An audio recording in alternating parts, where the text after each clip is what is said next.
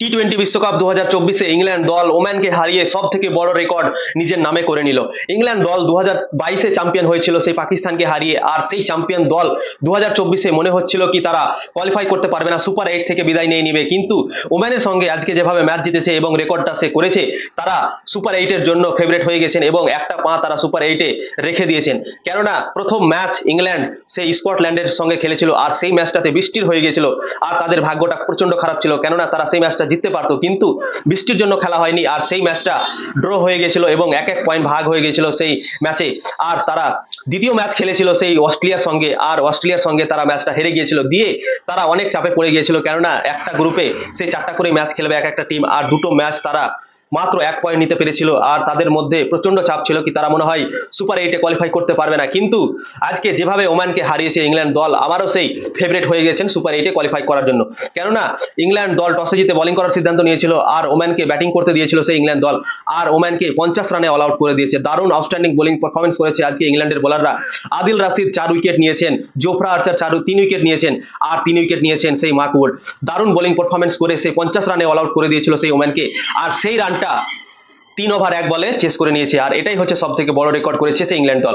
কেননা বিশ্বকাপের ইতিহাসে 3 ওভার 1 বলে কেউ রান চেস করতে পারেনি, আর ওমানকে আজকে 3 ওভার 1 বলে রান চেস করে সব থেকে বড় রেকর্ডটা নিজের নামে করে নিল টি-20 বিশ্বকাপ 2024-এ। তো বিশ্বকাপের হিস্ট্রিতে কেউ এই কাজটা করতে পারেনি কি 3 ওভার 1 বলে সেই চেস করে নিল রানকে, আর আজকে ইংল্যান্ড দল সেটা করে রেকর্ডটা নিজের নামে করলো। আর ইংল্যান্ড দল সেই কোয়ালিফাই করার জন্য ফেভারিট হয়ে গেল। অস্ট্রেলিয়া তো কোয়ালিফাই করে গেছে এই গ্রুপ থেকে, কিন্তু ইংল্যান্ড দল কোয়ালিফাই করে যাবে। কেননা ইংল্যান্ড দলের একটা ম্যাচ বাকি আছে, আর সেই ম্যাচটা আছে ছোট দলের সঙ্গে। আর স্কটল্যান্ডও 5 পয়েন্টে আছে, আর ইংল্যান্ড আছে 3 পয়েন্টে।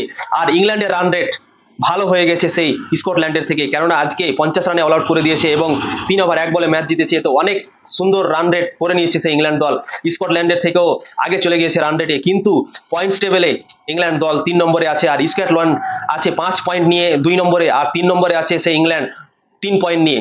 তো ইংল্যান্ডের একটা ম্যাচ বাকি আছে, আর স্কটল্যান্ডের একটা ম্যাচ বাকি আছে। কিন্তু ইংল্যান্ডের জন্য খুবই সহজ হবে, কেননা ইংল্যান্ড একটা ছোট দলের সঙ্গে খেলবে, আর সেই স্কটল্যান্ড খেলবে সেই অস্ট্রেলিয়ার সঙ্গে। তো স্কটল্যান্ডের জন্য খুবই কঠিন, কেননা অস্ট্রেলিয়া দলকে হারা খুবই মুশকিল হবে, কেননা অস্ট্রেলিয়া একটা চ্যাম্পিয়ন বড় দল, আর বড় দলকে হারাতে পারবে না সেই স্কটল্যান্ড। তাই জন্য ইংল্যান্ড দল সেই লাস্ট ম্যাচটা জিতে তারা সুপার 8-এর জন্য কোয়ালিফাই করে যাবে।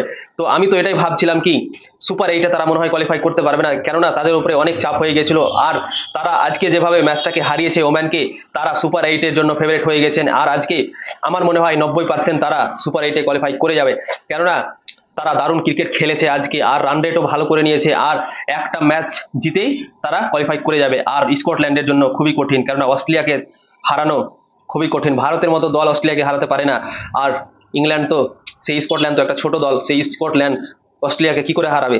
তো এটাই হচ্ছে আজকের খবর বন্ধুরা। ভিডিও ভালো লাগলে লাইক করবেন, শেয়ার করবেন এবং ফলো করে দেবেন।